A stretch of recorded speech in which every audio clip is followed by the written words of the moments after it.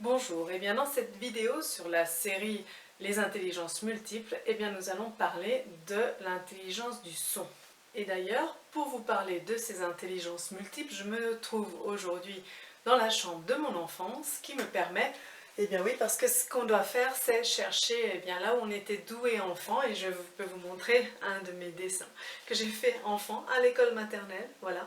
Donc c'est sans doute quelque chose pour lequel j'avais de la facilité et que je n'ai peut-être pas utilisé assez. Donc c'est comme un exemple pour vous dire, rappelez-vous ou pourquoi est-ce que vous étiez doué enfant et réactivez ça car ça vous procurera du plaisir, vous donnera de l'énergie et vous permettra sans doute d'activer aussi des intelligences que vous voudriez activer mais qui sont naturellement moins développées chez vous.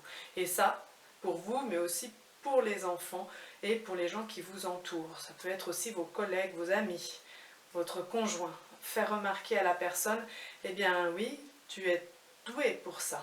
Et ça ne coûte pas grand-chose à la personne qui le dit, mais ça apporte beaucoup à la personne qui l'entend. Nous allons parler de l'intelligence du son. Je vous rappelle que nous sommes doués de plusieurs intelligences, que le flux qui nous traverse est le même en quantité, mais que nous allons avoir les canaux d'intelligence, des canaux plus ou moins développés d'une personne à une autre. Donc l'intérêt dans cette théorie des intelligences multiples, c'est de se connaître et puis de savoir où est-ce que sont mes points forts, de s'appuyer dessus.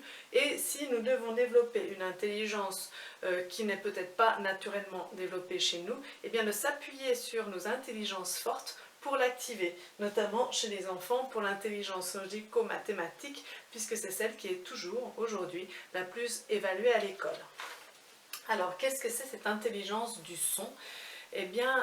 Ou c'est l'intelligence musicale. En fait, c'est la capacité à penser en rythme et en mélodie. Donc les enfants qui font du solfège ou qui vont faire de la musique la connaissent bien. C'est aussi la musicalité des mots, l'intonation, le timbre de la voix, le tempo aussi. Alors la voix, elle exprime vraiment aussi nos émotions.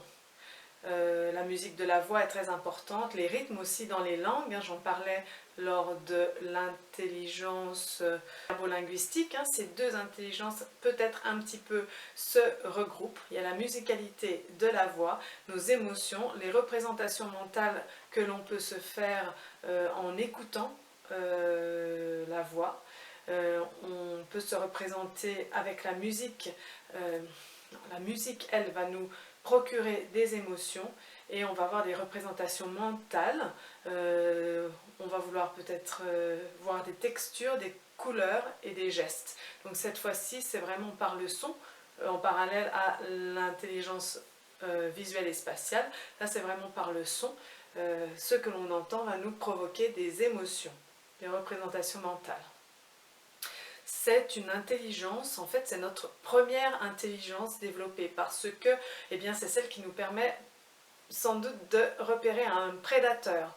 Donc on était très très doué de cette intelligence qui aujourd'hui par les écrans est un peu mise de côté et c'est bien dommage parce que en fait ce serait très intéressant de la développer justement en parallèle de cette intelligence visuelle et spatiale. Donc par exemple pour un sportif, l'importance du son. On pense au joueur de tennis, il va entendre la balle de tennis. C'est très très important parce que le complément d'information donné par le son peut être très important et donner un avantage par rapport à l'adversaire. Donc c'est comprendre les rythmes, les compositions, les harmonies, c'est être sensible aussi au silence. C'est la musique de la poésie et des chansons. C'est là où elle se recoupe avec l'intelligence verbo-linguistique. Voilà, donc dans les quatre activités dont je parle. Faire la cuisine, oui, on peut faire la cuisine en rythme, mais c'est peut-être pas une intelligence très très sollicitée pour cette activité. La pêche et le son peut être important, le silence est important dans la pêche, des indications, un poisson qui saute peut-être là-bas. Oui, ça peut être utilisé, je pense, beaucoup. Beaucoup de silence dans l'activité de la pêche.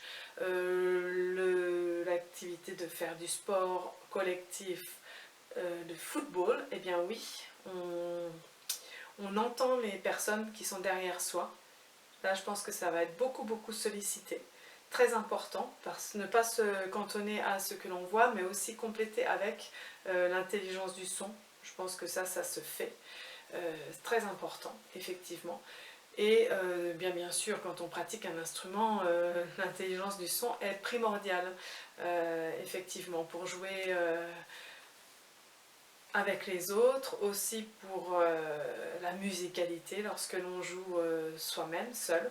Voilà, donc c'est une intelligence très importante qui est à développer, qui est moins développée aujourd'hui qu'elle ne l'a été, et qui complète vraiment cette intelligence visuelle qui est peut-être très développée par les écrans, notamment pour les enfants. D'où l'intérêt, eh bien oui, de leur faire des activités où l'intelligence du son est importante, de façon à ce que si elle est chez eux développée, eh bien ils pourront s'appuyer dessus pour compléter l'intelligence visuelle qu'ils ont peut-être moins développée.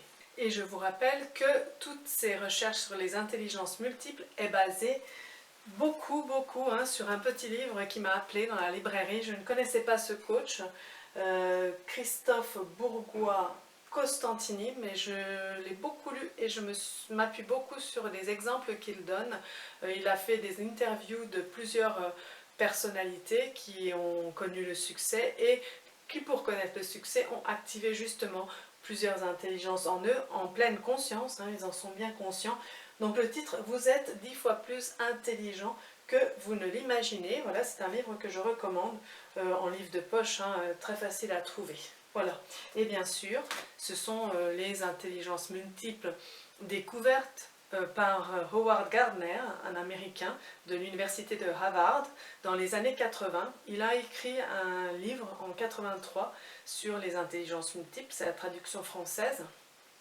Et donc voilà, c'est vraiment là que tout a été mis en place grâce à l'imagerie du cerveau, sur le cerveau, et à 30 ans de recherche sur les personnes qui ont des lésions au niveau du cerveau, car chaque intelligence que je présente, à part l'intelligence spirituelle, et bien toutes les autres, elles activent une partie spécifique du cerveau. Voilà, donc j'espère que vous avez aimé cette vidéo et je vous dis à bientôt.